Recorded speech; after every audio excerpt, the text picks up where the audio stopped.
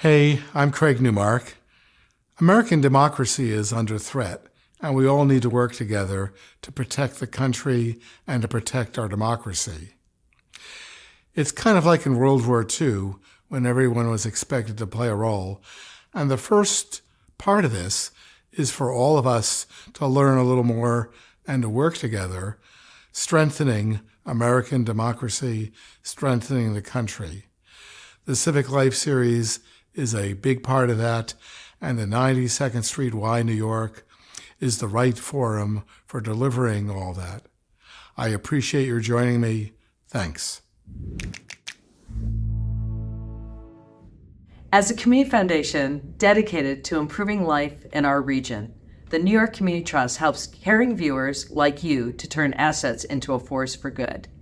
Consider joining your fellow New Yorkers who've chosen the New York Community Trust to amplify their giving today and to carry out their charitable legacies for generations to come.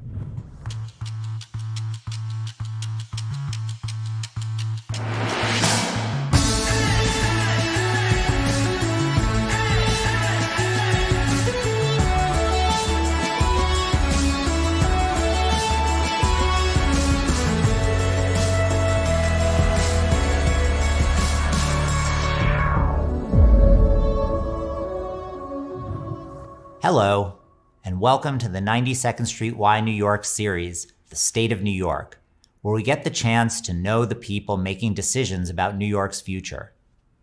This series serves as a platform for fostering meaningful dialogue and introduces you to the decision makers who run New York, giving you the opportunity to learn more about what makes our city tick and the pressing issues that shape our lives. I'm Seth Pinsky, CEO of 92NY. And today, we're turning our attention to the housing crisis in New York City. To discuss this, I'm delighted to be joined by the Commissioner of New York State Homes and Community Renewal, RuthAnne Visnauskas, with whom I sat down recently.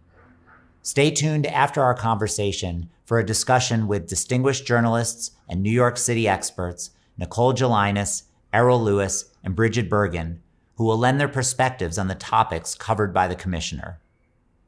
Before proceeding, a brief word about the format of this series. We at 92NY believe in the power of community and the importance of viewing our world from diverse perspectives.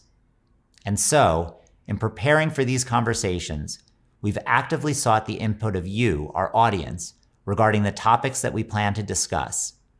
We are so grateful that you have graciously contributed your thoughts, concerns, and questions regarding these topics, shaping the questions that we ask and the areas on which we choose to focus. And with that, we extend our thanks to each and every one of you for joining us today. So let's get started. It's great to be with you today, Commissioner. Maybe we can start with a simple question. You are the Commissioner of New York State HCR. Can you tell our viewers a little bit about what HCR is and what it does?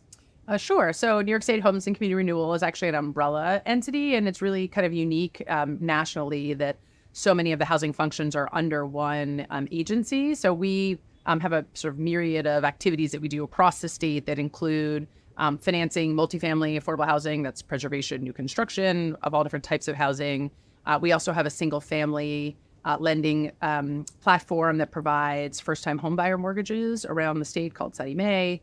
If anybody's interested in buying a home, first-time homebuyer, please look us up. We'd love to work across the state.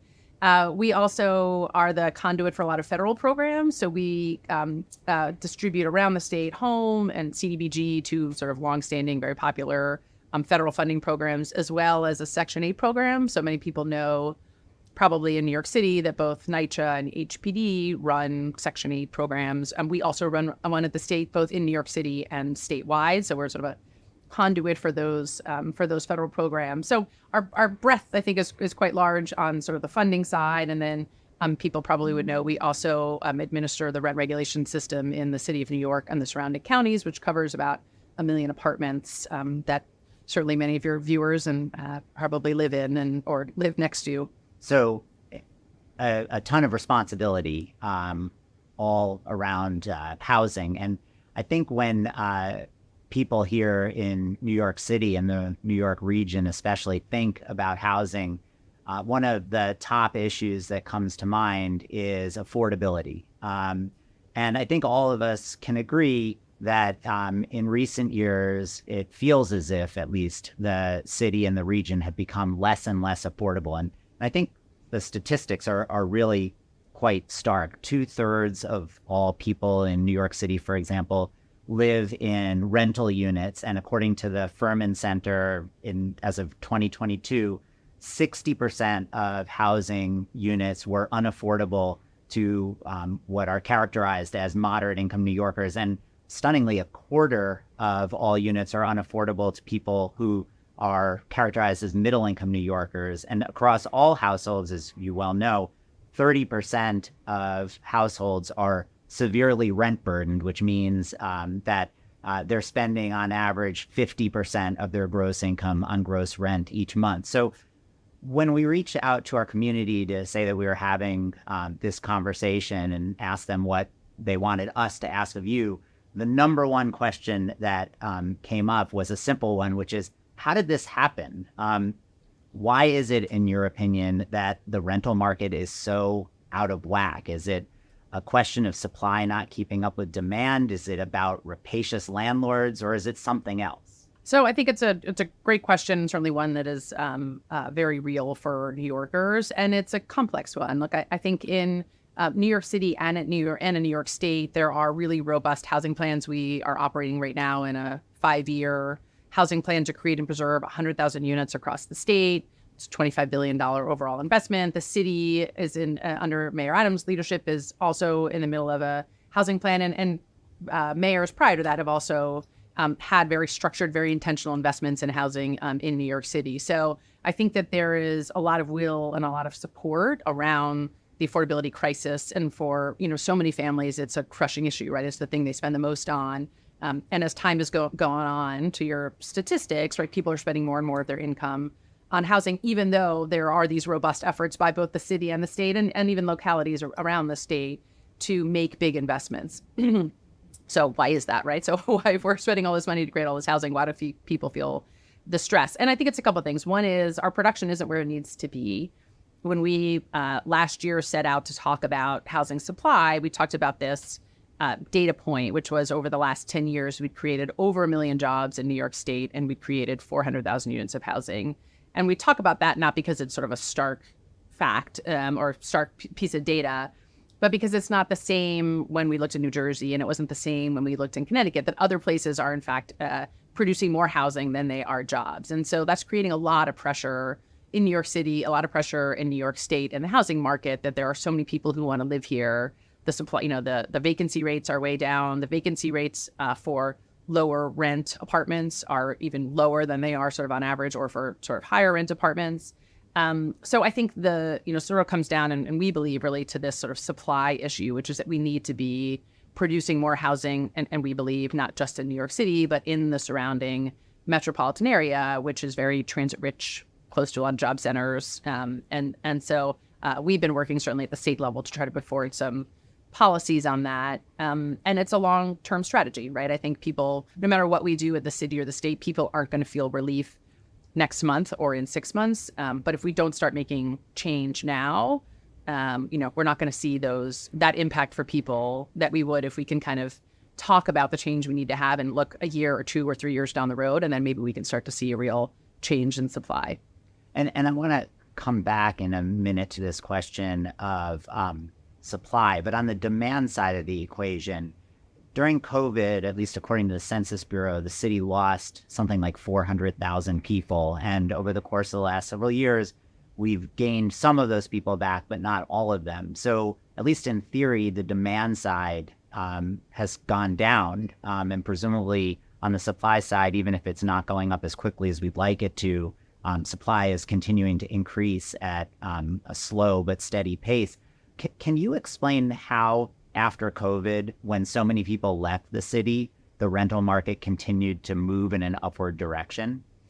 Well, I think people saw a lot of things happening. One is, and there's sort of been reporting and sort of talk about vacancy, to your point about people leaving and a lot of residential vacancy And a lot of that vacancy is at the higher end of the market. And so I think for most New Yorkers, that wasn't an impact they felt around availability of apartments or, sort of de-stressing kind of the supply conversation. Because in fact, apartments that were renting north of $4,000 a month was where a lot of that vacancy was. So I think it's sort of a non-average statistic, but it doesn't, sort of trickle all the way down when you talk about sort of everyday working New Yorkers and sort of their housing needs and what's available to them.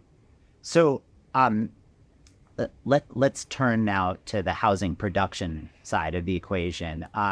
And you cited an interesting statistic about the amount of housing that we're producing relative to the number of jobs that we're creating, which is a proxy for population growth. And what that statistic seems to indicate is that our population is growing faster and the supply is growing faster.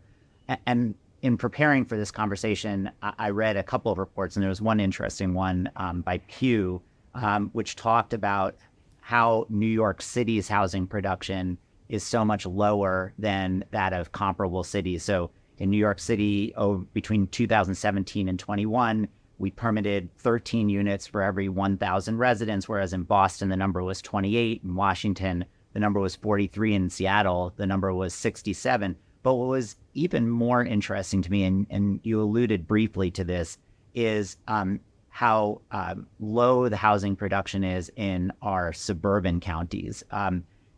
And I guess from what I understand, the equivalent figure to that 13 units per 1,000 residents in New York City, in Nassau and Suffolk counties is 5 and 3. And if you look at suburbs of Washington like Arlington or Loudoun counties, you'll see production of 45 units per 1,000 people or 40 units per 1,000 people. So a question that I have is, what's going on in the suburbs? Why is it so difficult to build there? So a lot of it comes down to local land use and to zoning, right? There's a lot of restrictive zoning in New York City and the surrounding areas, sort of respective zoning codes, and the people who study that, right, have sort of these metrics and talk about New York as being one of the most sort of regulated and sort of hard to build places. And so, that's playing itself out in those numbers you see. I think the thing that is also so interesting about those other numbers is that all those places that have a lot of suburban development, those, developments are happening because people want to live in those places, right? And it's back to your sort of question about demand and supply. People want to live in Arlington and they want to live outside Boston for a variety of reasons. The same way people want to live in Nassau County and in Westchester because it's close to jobs. They're often are sort of great school districts. They have great transit. But there's a lot of restrictions locally that prevent people from actually getting developments built. Or if they do get something built, oftentimes it can take 3 or 4 or 5 years to get something built. And so that, drives down sort of our overall production when the system itself makes it so hard for people to build. So we really are trying to change the conversation to make sure that we're talking about, everyone wants to live in these places, right? They want their people who've grown up in them want their kids to be able to come back and afford to live in Nassau County, or seniors who want to downsize. There isn't anywhere for them to really go because there's not sort of new product getting built that they could then go into an apartment and someone could buy their house, a small family or a growing family, or their kids. So it's kind of this like cycle that has gotten stalled out because there's not enough supply and not enough construction to sort of absorb the demand, because people really do want to live in Nassau and Suffolk and Westchester, and there's not a lot of opportunities. So in a second, I want to start talking a little bit about solutions rather than just focusing on the problem. But I feel like there's one other piece of the puzzle that's important for people to understand. And it may seem to some to be a little bit inside baseball, but there's a tax abatement called 421A, which allows developers in New York City to receive a tax break in exchange for the creation of rental housing, and in particular rental housing with affordable units as part of it. And a year or two ago, that program expired. From what I understand, there are a lot of people who feel that yet another hindrance to the creation of more supply, at least in the 5 boroughs, is the fact that nothing has replaced 421A. Could you explain to people a little bit about what 421A is, and whether you think the role that it plays in housing development in the city is an important one. Sure, I'm happy to. 421A has been around for a very long time and was originally, conceived of as a way to spur, as you said, sort of construction of rental housing in New York City. It has been sort of modified over time to add affordability to it, which obviously from an affordable housing agency standpoint is great and certainly on mission for us. So we're very supportive of 421A. It is responsible for a lot of production historically in the city of New York. And I think that over time, people became sort of dissatisfied, sort of the legislature and other folks, I think, became a little dissatisfied with kind of the structure of the program. And so we have been trying kind of for the better part of 2 years to retool it, whether people wanted to change the affordability or change how big of an exemption it was, right? There's sort of a conversation about maybe the tax exemption is too large and it should be smaller. And we have not been able to sort of make headway with the legislature on a replacement program, but we feel it's incredibly important at a time where we're talking so much about supply that we have every tool in the toolbox, as they say, to make sure that along with sort of the zoning and sort of land use processes that developers have to go through to get our city here built, that there's a tax exemption paired with it that can allow those projects to move forward and be underwritten and financed in the way that they traditionally have been when the program was in place. So we know we have a challenge, but the good news is that there are lots of people in positions of authority who are putting forward proposals to address the challenges that we're facing. And I don't remember if it was late last year or early this year, the governor came out with a very ambitious initiative, which, again, you alluded to earlier, the new housing compact that she said would create 800,000 units across New York State. And that proposal was interesting, at least to me, because it contained a combination of carrots, like money for infrastructure and planning, but also sticks, which were probably the most controversial part, including the ability of the state at a certain point to override local zoning if local communities didn't produce a certain amount of housing. Can we start with this part of the conversation with a quick explanation of what the governor's proposal was and why the administration felt that it was the right combination of policies? Sure, I'd be happy to. So as I said, we started with this kind of data point around our production in the past 10 years of about 400,000 units and the job creation. And we said, look, if we look forward the next 10 years, we would assume we're going to get the same level of housing production if we do nothing new, which would be another 400,000. When we looked at population trends and growth and job creation, we felt, and a couple of people, RPA and others have come out with different numbers, all hovering sort of around the same, that we really need to be producing over the next 10 years statewide about 800,000 units. So we need to go from 400,000 units status quo to 800,000. So that's, doubling our production. That's sort of a big deal in the state. And the mayor also came around the same time, came out with sort of what he called the sort of moonshot goal for New York City. So I think the great part of that is, in a world where, numbers matter and data matters, we actually sort of set a goalpost and people could sort of understand that it isn't just we need more and sort of an elusive concept. We were really saying we need to kind of double our production to meet the demand and to help drive down prices and create opportunities for people to live in all sorts of areas around the state. So we had 3 strategies to get there. One, sort of, as you said, was a growth strategy that was really around sort of zoning and localities, taking steps to open up their zoning to allow more housing to be built in their towns. Right? There's many towns that have not permitted any housing in the last 5 or 10 years, and there are places that people would like to live. And we really wanted to focus on all localities around the state doing their part to contribute. So we had sort of a growth strategy. It was 3% over 3 years downstate and 1% upstate. The second sort of bucket of things was around transit-oriented development, which is something that is sort of not a new concept and has been done in lots of other cities and has been done internationally, around saying we really, given the amount of money we invest in transit infrastructure in New York, we should make sure that there is multifamily sort of density residential housing within walking distance of train stations. And then the third sort of bucket was around mostly New York City policies around legalizing basement apartments, facilitating conversions of office buildings into residential, something that's sort of much in the news in sort of New York City, and people talking a lot about as an opportunity, certainly in the wake of COVID, to create a more resilient city and sort of more opportunity in that space. So those are sort of the three strategies that we said sort of together. We think the growth targets, density around transit, and then these sort of New York City specific initiatives would all together over the next decade set the stage to increase our production of housing from about 400,000 units to the much needed 800,000 units. So the governor makes this bold proposal. It's put to the legislature, and as seems to happen from time to time in Albany, the proposal runs into a bit of a political buzzsaw, and the proposal basically is put to the side through the end of the legislative session.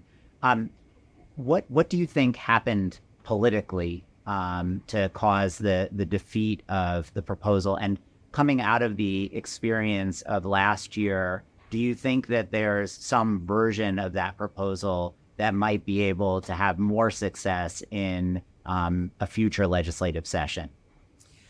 Yeah, so in researching sort of what to do and looking at best practices in other places, what we heard from other cities, right, sort of California and Oregon and Massachusetts and other places have done pieces of this.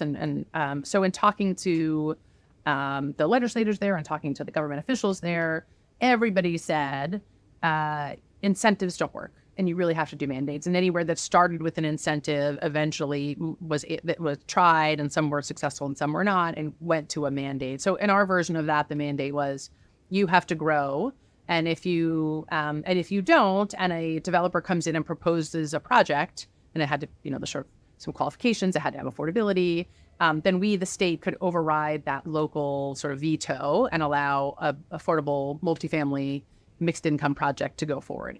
That piece of it was really sort of the third rail for people, and certainly on the legislative side, I think was this, we are a home rule state, and people feeling that the state should not overrule local zoning decisions. Obviously, from our perspective, we felt many localities were not sort of doing their part to create housing that people wanted and needed, and it was our way to, from our perspective, sort of incentivize them to change their zoning and to be more receptive. So that was sort of the crux, I think, of the real kind of pushback that we got from the legislature and local communities was, a little bit of don't tell us what to do, a little bit of, we don't want to grow, we're fine the way we are. Usual sort of conversations about traffic, we don't want any more cars, we don't want any more kids in our schools, or whatever the thing might be. So I think lots of reasons, but really wrapped up into I think a lot of, fear and concern of people had about growth. From our perspective was, this is a way to control your destiny, right? And you as a locality should want your kids and your seniors and people to be able to live here. And we are setting the conversation and the stage for you to have meaningful conversations at a local level for what that growth looks like. But that's sort of not how people saw it. And so we ended up where we were.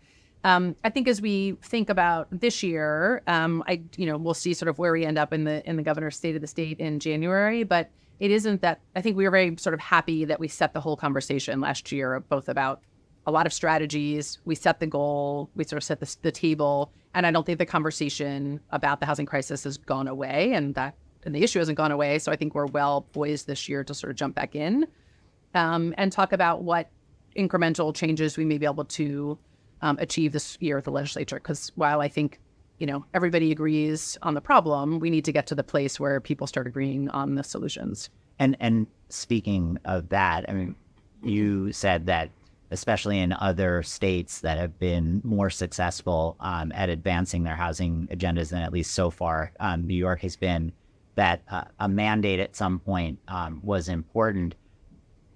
Based on the conversations that you had in last year's legislative session, can you imagine some version of a mandate that might be more acceptable, especially to the suburban legislators who have the concerns that you described? I'd like to think so. I mean, the other thing we heard a lot from the legislators is they need more resources. And I think the governor was very game and, very vocal last year about her willingness then to put, money where her sort of policy mouth was and be talking about investments in infrastructure and talking about, it's expensive to take a parking lot next to a train station and build replacement parking and housing above it. And so in what way can the state contribute to replacement parking, and do those types of things make the conversations about growth and development a little easier? So I think there's still room to talk about it in that context. And picking up on the theme of additional resources, over the summer, the governor announced a series of executive actions to move the ball down the field, I guess, while the harder work of working through the legislature continues. And as part of those executive actions, as I understand it, were significant amounts of discretionary dollars that would be made available to pro-housing communities, highlights of some of the obstacles to housing production, and what seemed like kind of a very technical but interesting workaround to the 421A issue in the Gowanus neighborhood in Brooklyn. Can you talk a little bit about what the thinking is behind the executive actions, and how much of an impact do you think those actions might have on this larger problem that we're facing? Absolutely. I mean, the governor is is certainly a fighter, and she's a real champion for housing. So it was, about a 30-second reprieve before she came back to all of us and said, like, okay, what can we control and what can we do, and come back to me in short order with what you guys propose, housing agency and other agencies, for how we can make meaningful progress on housing production until we get to next year's legislative session. The governor is committed to doing things by executive action that she can do. Ultimately, as in all states, like, we really need the legislature to make really profound change. In order to make profound change, we need the legislature to be partnering with us on this overall effort. But in the meantime, as you said, she laid out a series of executive actions. So I'll talk a little bit about Gowanus 421A, and then I can get to the pro-housing communities. So as folks may remember, the Gowanus community sort of fought long and hard for rezoning that was going to deliver to them thousands and thousands of units. I think it's between 6,000 or 7,000 units of affordable housing in that area. And when the program expired, lots of projects were stuck. They couldn't move forward. They might have been in construction or not yet started. And as I said, there was a task force that was set up, and they very much wanted to see that housing get built. So we worked with our partner agency, ESD, the Economic State Development, Empire State Development, and they set out this program where developers in the Gowanus area can work with them and get a pilot, a payment in lieu of taxes, which is just sort of a tax structure that mimics 421A, to allow those projects to go forward. I think the applications were due September 29th, so they got them last week, and I think are working away on seeing which of those can go forward. And I think we look forward to showing the example of how we actually need this tax exemption, and that when we have it, we will get housing production, which I think is the important message there. I think the other thing while I think the Gowanus buildings are sort of large multifamilies, I think people sometimes forget that 421A also facilitates construction of a lot of very small 5, 10, 15, 20 unit buildings that, as you drive around the boroughs and you see small development happening, that is also 421A development. It is not just sort of the big Manhattan skyscrapers or the big sort of Gowanus multifamily residential, but it is a lot of smaller family infill that happens around the city. So we were really excited to be able to launch the Gowanus initiative and look forward to getting some housing built there. The second thing she did, as you said, is we announced this pro-housing communities program. So that program allows localities to apply to the housing agency, to HDR, and they can get certified in one of two ways. One is if they're growing, which sort of going back to our housing compact and our growth targets. If a community is in fact doing what they said they were doing, they can apply to us, give us their permit data, and we will certify them as a pro-housing community. If they aren't growing yet, but they want to, we set out a resolution that has a series of affirmative statements that the locality would pass through their local zoning board or their local process that talk about removing barriers to housing, easing regulations, looking at options for municipally owned land, sort of a value statement around affirmatively furthering fair housing, sort of a series of statements that they can then pass locally. And if they submit that, they can also certify to be a pro-housing community. And then the idea is the state provides a lot of money to municipalities, and we laid out a series of programs. It's over $600 million that'll be available this year.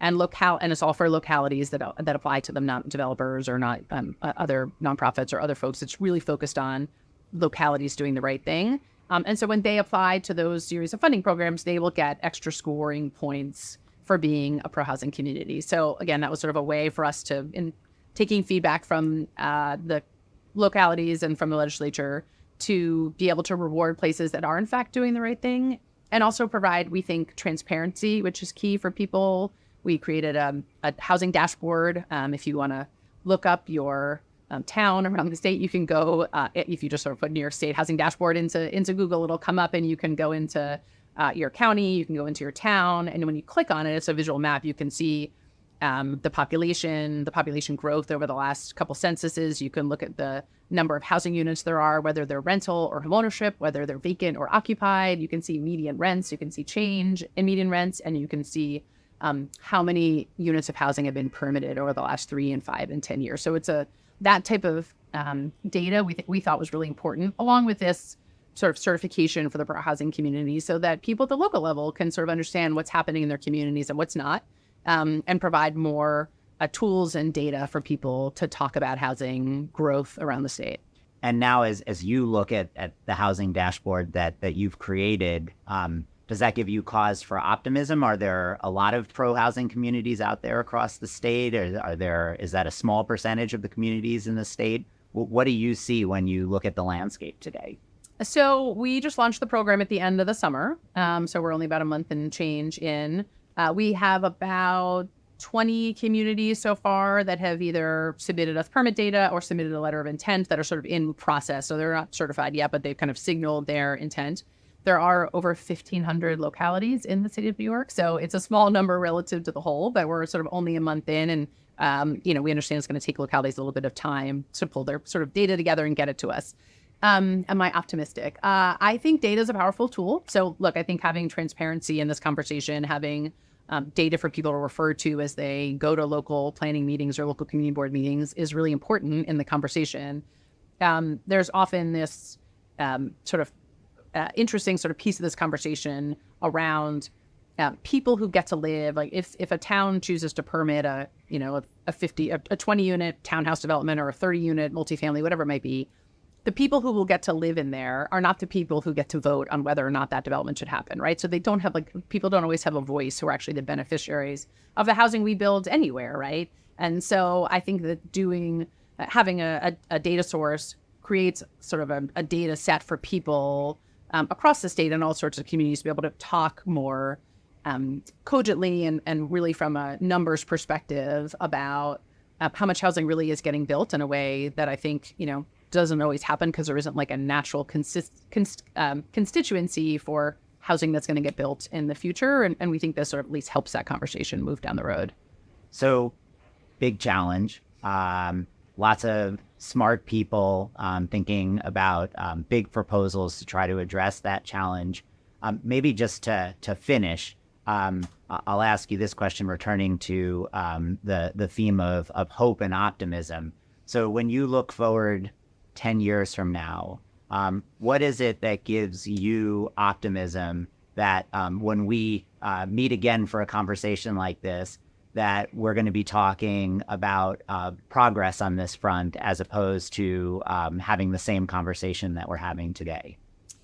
I mean, I think the conversation has been changed, right? I don't think that 5 years ago, people were talking about how much we needed to ramp up our housing production in a way that we are today. I don't think we were talking about our suburban production, sort of the stats you were talking about on 4 units per 1,000 people in Nassau County relative to 50 units in a suburb outside Boston. And to go back to that stat, right, the suburbs in most major cities are far outpacing New York's suburbs, right? I think we're where we are quite a ways down on the list of cities that we would like to be high up on a list of really talking about production. So I think changing the conversation is important. I think talking about a goal is important. It gives us a way to measure ourselves. And I think that setting into motion what we think are a series of policy tools, and we didn't sort of make these up out of thin air. As I said, we talked to a lot of people in other places. Talking about introducing those things in New York State legislatively is a great place to be right now. And I don't think anyone is backing down from this fight. I think the legislature, while not passing the package that we put forward last year, is very focused on housing, right? And is It is, I'm sure, the number one issue they get calls on in their offices. So I think that you can't, so the genie is out of the bottle in a good way, where this conversation is being had. It pops up all the time, and no matter what you're reading or where you read it, are not only articles and conversations about the problem, but also about things that other people are doing and why are they not happening. There's just something recently with the flooding on Friday about why did we not address basement apartments in the legislative session? And that's going to continue to come up as we face climate change and face more severe weather, although knock on wood, I wish we wouldn't. But that conversation in a way that those basement apartments, that issue has been around for a decade and a half as sort of a policy issue in the city of New York, but it is now much more front and center. And I think while we are not at the solution yet, I think we are closer to and farther in the conversation about what a solution might look like on that policy issue and so many others, and including the zoning proposals that were put forward in New York City last week or the week before around office conversions. And so it feels that the timing has been has been well done, that we sort of set the stage, set the conversation around the policy tools, and now we're going to hopefully work our way through getting them passed, over the next couple legislative sessions. I don't think we'll get it all done in one. But I do think if we get 10 years from now, while we may not hit 800,000, I think we'll be somewhere in between 400 and 800,000. And that's a much better place to be than if we hadn't started this conversation about really broad change. Well, thank you so much, Commissioner. Good luck with all of your important work. Thank you for taking the time to speak to us today. And hopefully it'll be less than 10 years before we sit down and discuss this topic. And hopefully we will have all made progress on the topic. So best of luck. Great. Thank you for having me. Hello to our panel. We had a conversation a couple of days ago with Commissioner RuthAnne Visnauskas of New York State HCR, talking about the housing crisis in the region. I'm excited to follow up with all of you.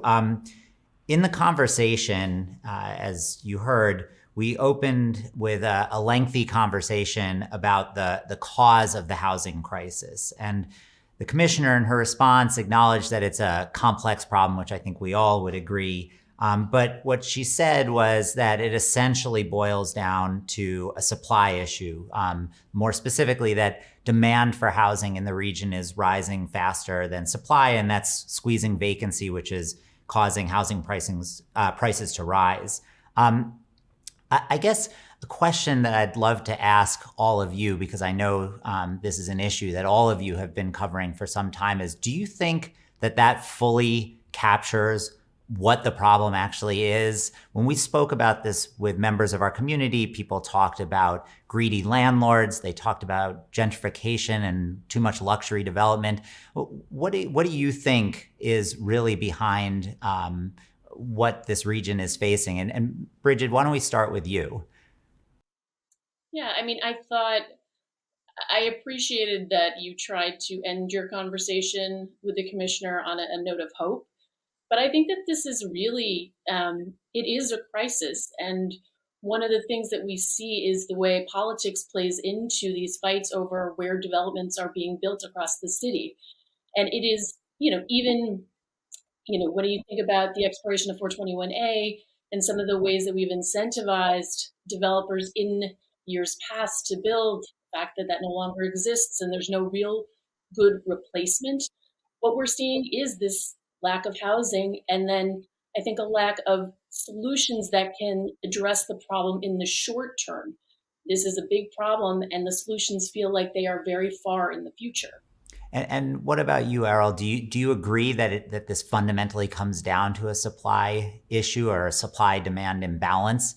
Or are you hearing from people in your reporting that there are other issues that are behind this crisis that we're facing? Well, I would just go further in describing what I thought you laid out very well with the commissioner. Well, one is that there's a structural mismatch between what it takes to generate jobs, which New York City does exceedingly well, and what it takes to generate housing. Somebody can start a business tomorrow and create 10 to 20 jobs if they've got a good idea that catches fire. A restaurant, for example. you can open a restaurant, in fairly short order once you get through the bureaucracy. So now you've created 10 jobs. Well, what's it going to take to create 10 housing units? It's going to take a lot longer. So there's this structural imbalance where we are on fire when it comes to creating jobs in New York City, but then housing is much slower. And then I guess to go a little bit further on the political dimension, which I found very striking about the problem that we have in getting any change out of Albany, you have a state legislature where there's a supermajority of Democrats, and one house is controlled by a suburban senator, Andrew Stewart Cousins, and the other is led by an assembly speaker who's from the Bronx, from right here in New York City. And between the two of them, they've got political pressures that really stop them from aggressively moving in a pro-growth supply generation direction. You've got people who are screaming about the need for anti-eviction measures. They are screaming in the ear of Carl Hastie, the assembly speaker. And then on the suburban side, as you laid out very nicely, there's almost no production whatsoever. And it's almost politically impossible to get anything going. And so the suburban senators tell Andrew Stewart Cousins, don't you dare think about overriding our local zoning or otherwise putting those kind of pressures on us. So it really brings us to a political stalemate, unfortunately, on an issue that we really can't afford to continue to have a status quo of no movement and no growth. And I definitely want to come back to this question of politics in a minute. But before we get to that, Nicole, you've written for a number of years about this supply-demand imbalance and just how difficult it is for the market to create the amount of housing that's necessary. And in fact, I've seen pieces that you've written back as far as 2006 and probably before that, where you've talked about what you characterize as a mistake that many of our government officials are making in prioritizing the creation of affordable housing as opposed to just housing, period. I'm wondering, what is your perspective on what's behind this major issue that the region is facing? Yeah, and I want to step back and maybe inject a note of positivity that in some ways we've actually done a good job. If you look at the number of housing units we had in the 1990 census, it was below 3 million. Today, it's 3.6 million. So we've built 627,000 units of housing in 30 years.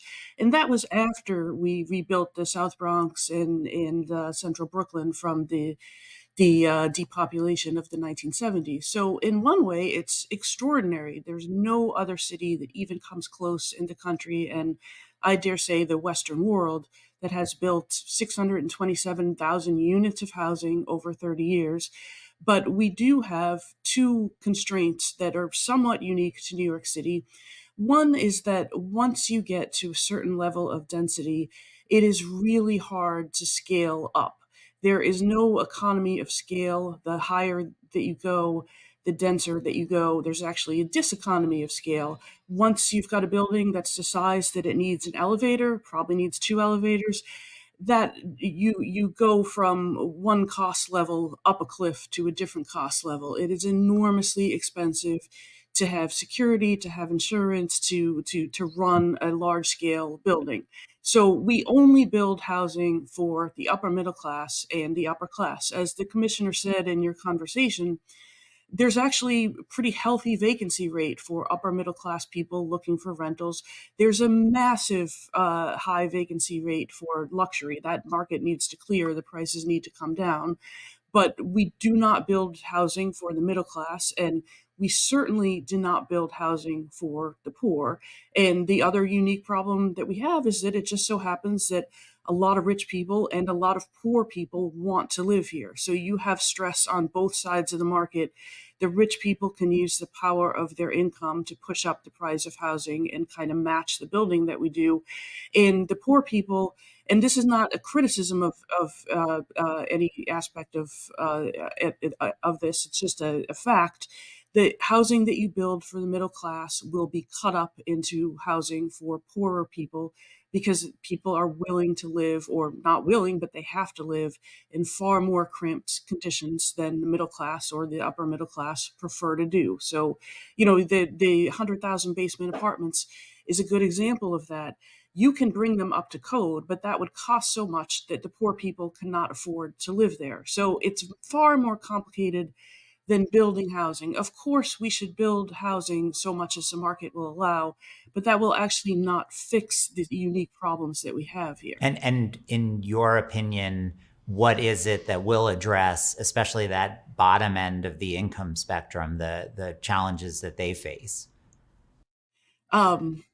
Nothing. I mean, we can, it could be a policy choice to massively subsidize government subsidized private housing or public housing for the poor, but we don't even know what to do with how to appropriately house the 407,000 people, probably more, who live in public housing. We cannot solve the problem of the operating costs of the large city of public housing that we already have.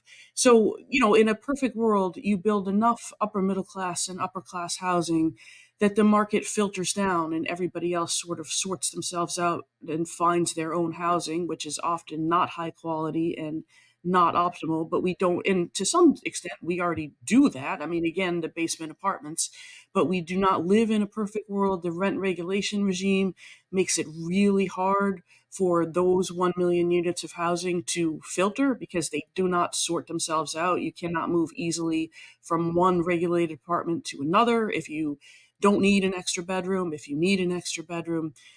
So, there are a lot of issues, to say the least, but the bottom line is that I hope people take away that despite these issues, we have built more housing than any place in the country. And, by definition, everyone who is here is living somewhere. It cannot be written off as a total failure by any means. But even so, we're seeing what's happening to prices and affordability. And so to the extent that we've succeeded in creating 600,000 units, what the market seems to be telling us is that we probably needed to create 800,000 or 1 million units. And I want to now come back to this question of politics, Errol, which you raised, and maybe start on this line with you, Errol.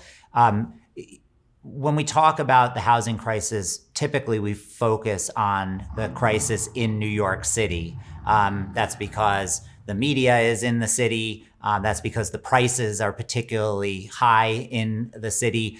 But we live in a region, and the pricing in the city is at least in part impacted by the amount of supply, not just in the city, but in the region as a whole. And a point that you made, Errol, and that the commissioner has made, is that in the suburbs, to the extent, as Nicole was saying, that we can talk about some success in the city, we've had almost no success in the suburbs. And before we talk about solutions, I'm curious to see if you have any insights into why is it, from a political perspective, so difficult to clear the obstacles to development in the suburbs of New York City? Sure. Well, look, I grew up in the suburbs, so I'm talking about a life that I lived. For a lot of people, and certainly for the elected officials in the suburbs, especially the close-in suburbs, their entire understanding of politics, their entire reason for getting elected is that they're going to keep low density, they're going to keep urban life away, by fair means or foul. They're going to stop their town from turning into Queens or the Bronx. That's what they say. That's why and how they get elected. That's why they tax themselves to the brink of bankruptcy rather than allow for a broader sharing of the tax base by just having more density. That's why they fight transit-oriented development at every turn. They don't just want low density. They don't even want a 4-story building, next to their train stop on the LIRR or Metro North. And so politically, it's almost committing suicide to say, let's build some housing. Let's get some more people in here. Let's make it attractive for young families so that they can come here and prosper.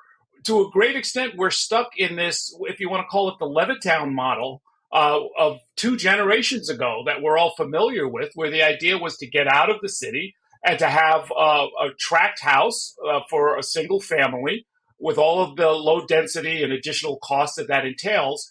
And people just cling to it as an ideal. That suburban ideal has a very powerful cultural hold on people. And then you start overlaying in some of the not so nice aspects of, say, fleeing a desegregated city, wanting to sort of go to a monoculture or create a monoculture or chase after something that your parents or grandparents told you was the ideal way and place to raise a family.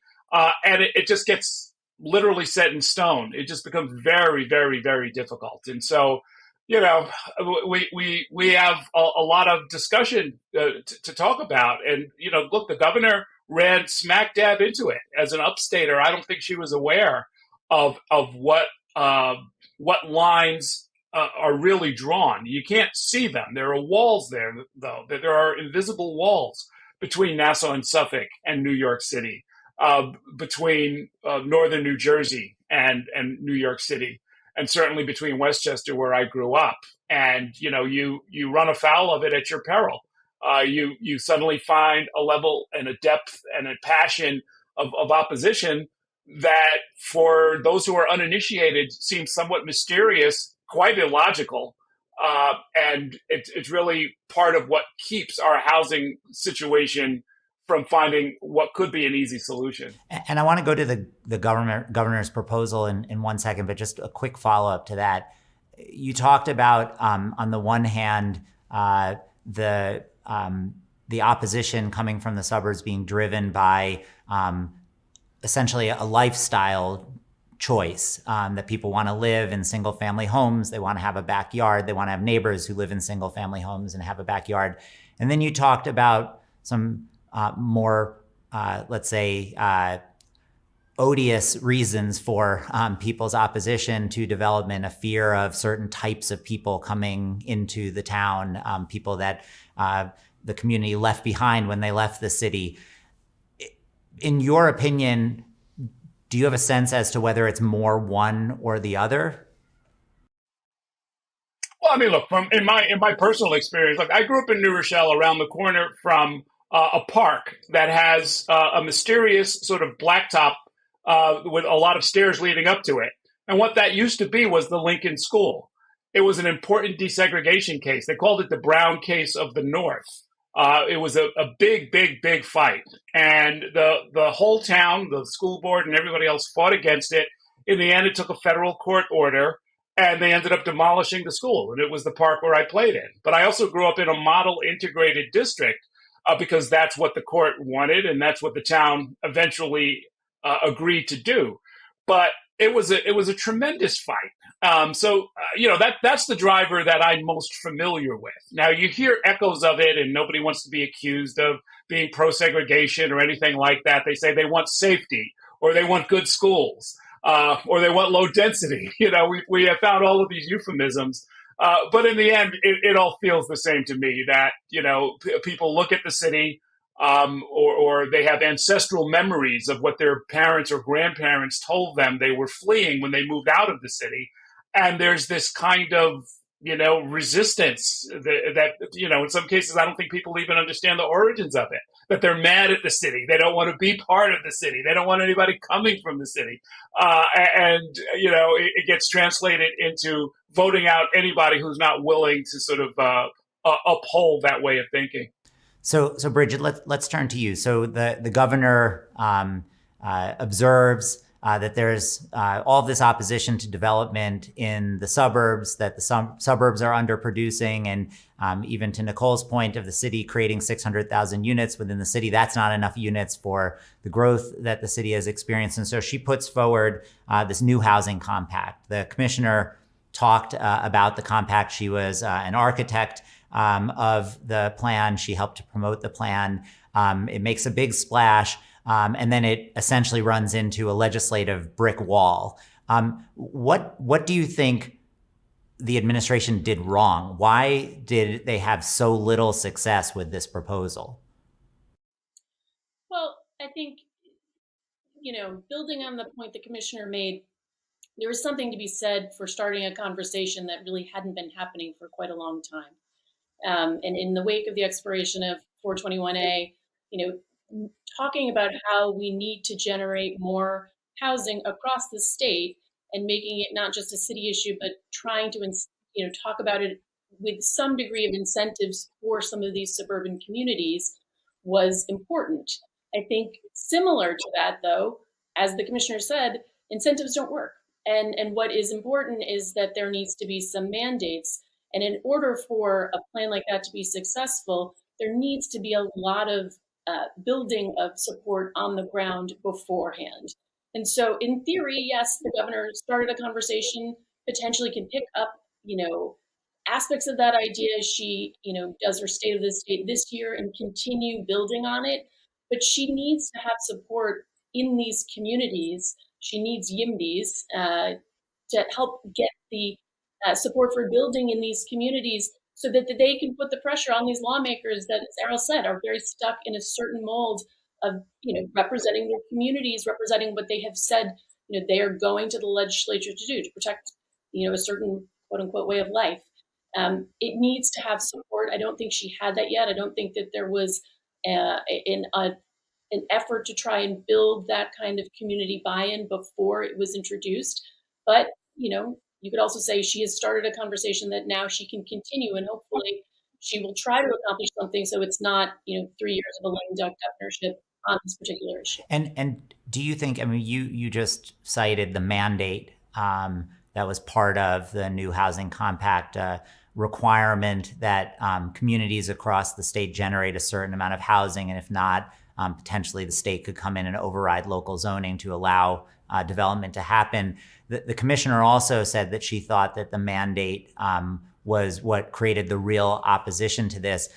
A question that I had when I heard about that was, well, even though it would have perhaps not achieved all of the governor's goals, why wouldn't the governor just have dropped the mandate and pushed the rest of the package forward and at least advanced the ball a little bit down the field? Do you think that but for the mandate, what the governor otherwise proposed would have been politically viable in Albany? I think that the way the plan was unveiled made sort of its entirety a non-starter. To that end, I think there's an opportunity here to continue that conversation and reframe it in the upcoming State of the State. Of course, the challenge there is, we are not living in a static state. There are a new set of issues. There are a new set of housing challenges facing the state. Right now, obviously, the migrant crisis is an issue that is impacting the entire state, and how a housing conversation and how to house this new population of people, seeking asylum is, going to make that conversation all that more challenging and certainly deplete an already limited set of resources. And turning to you, Nicole, so, the governor makes her proposal, it runs into the brick wall in the legislature, and now several months later, we're heading into another legislative session, but there's a whole new set of challenges that both the city and the state are addressing. When you look back at what happened to the governor's proposal in the last legislative session, does that make you feel as if there is nothing that can get through the current political environment in Albany? Or do you view things more like the commissioner did and believe that we started a conversation last year and it's going to continue and we're going to make progress as we move forward? Right. I don't think that there's nothing that we can get done. And New Rochelle is a good example. New Rochelle has built tremendous amounts of housing all along the waterfront there. They've built hundreds, perhaps thousands of upper middle class rental buildings or rental units and condo units over the past decade. And they did that voluntarily. So the best place to start, and the place where you're likely to get some cooperation, is focus on the quarter mile around the transit stations on Long Island, which many Long Island cities and towns have already done, offer incentives for higher scale building around the transit stations. But it's not going to be high-rise apartments. It is not going to be 20-story buildings. It's going to be some higher level of density within that walkable catchment area of transit. But I think with regards to the rest of the suburbs, these are always going to be they're really not low density. I mean, you get a house on a quarter acre in most of Nassau County. They are never going to look like the city because they're constrained by their infrastructure. They're constrained by transit, and they're constrained by storage and everything else. I mean, we built out these suburbs the same way that Florida, South Carolina is building out now. Cheap land, nothing's on the land except for farms. Developer, knocks over what's there, builds up a lot of cheap, low density housing. We can't do that anymore because we ran out of land.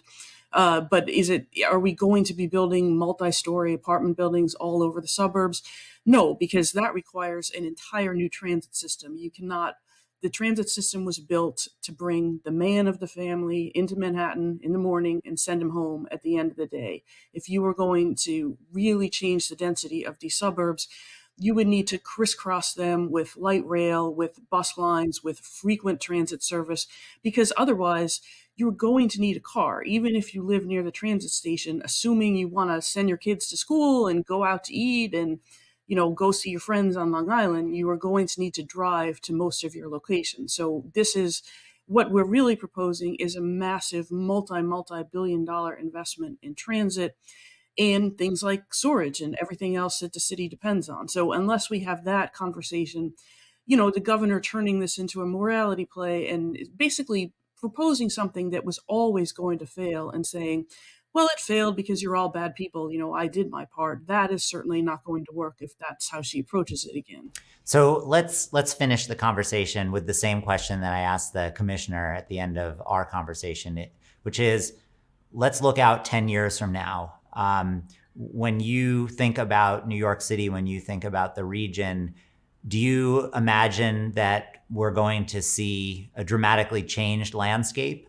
Or do you think that we're going to be stuck with the same crisis that we've been facing for the last number of years, and that things either will not have gotten better or perhaps even will have gotten worse? Errol, what is your prediction, putting together politics and everything else that would be necessary to make the future possible? Sure. I think there's a joker in the deck or an unforeseen development that we haven't really touched on that I think is going to possibly lead us to a place that we're not necessarily able to see clearly now. And that's the work from home phenomenon, where what people consider housing and what people consider commuting has changed probably forever. And it's, this kind of thing happens gradually and then suddenly. I think we're still in the gradually phase where people's entire career path it's just different. It's not like what Nicole was talking about, where you send the man and only the man of the house into the city for 8 to 10 hours, and then he comes home on the train. It's entirely different now. Maybe he doesn't leave at all. Maybe he does 3 days a week. Maybe it's a 30-hour week. Maybe it's a 3.5-day work week. I think we're going through a transformation of not just this economy, but the whole economy. And so, I wonder about places like White Plains. Some of the regional hubs are going to start to look really quite different, where you can go there for some of your entertainment. Some really good restaurants are popping up in some of these larger suburban cities. I think the living patterns, the commuting patterns, the work patterns are all going to change. And so, peering through that fog for 10 years, I guess to answer your question, I think we're going to be just fine. It'll still be a place that everybody wants to live. There'll be housing. It'll be a little bit too expensive.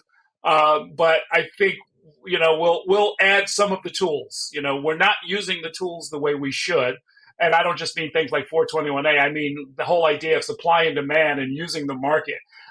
We haven't done very well. We've got these distortions like rent stabilization that have really sort of interfered with other tools.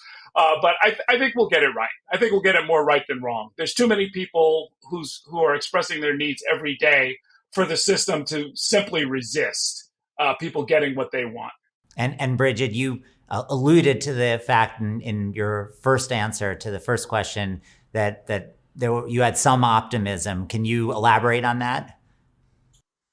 Well, I do think, building on what Errol said, this sort of the increased conversation around office to residential conversions is hopeful.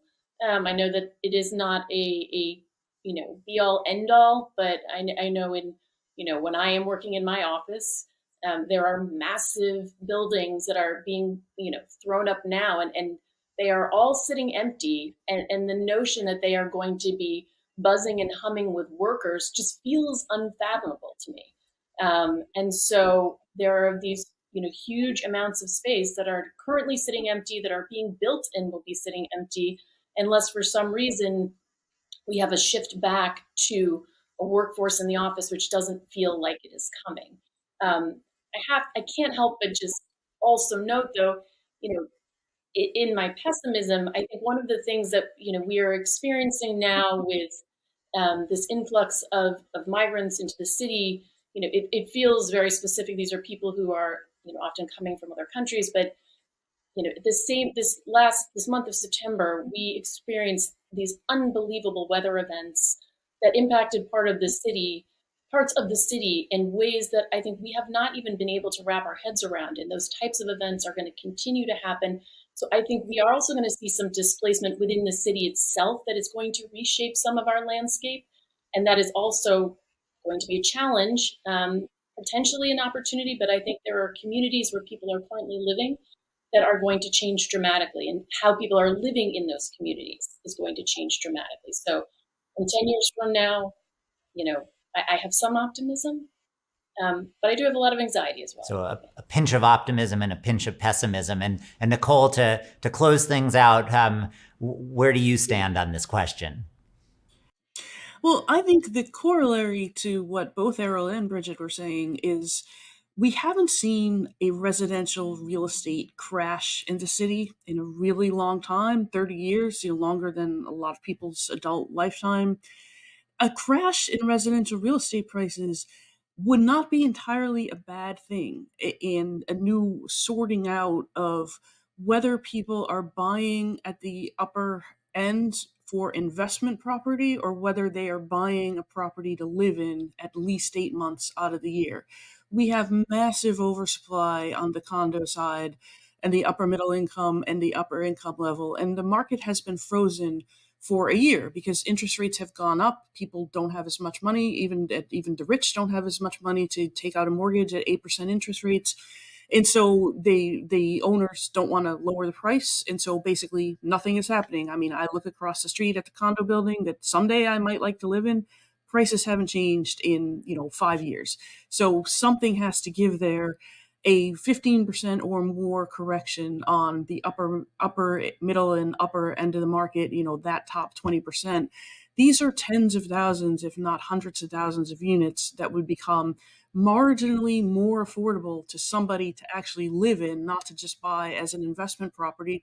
And then what's happened with Airbnb, cracking down on turning apartments into permanent hotel rooms, that frees up 50,000 units. That is not nothing. I mean, that's almost a year's worth of supply on what the governor wanted to build. So just marginal resorting is not a bad thing and makes a big difference, at least at the margins. So I guess we'll all have to gather again in 10 years and see whose predictions turned out to be right. Hopefully, we're all heading in a positive direction, but it's obviously a very complicated question with lots of complicated factors that will determine which way it all turns out. I wanted to thank the three of you for a great conversation, and I look forward to our next conversation soon. Thank you so much for joining us today for the State of New York. I'm Seth Pinsky.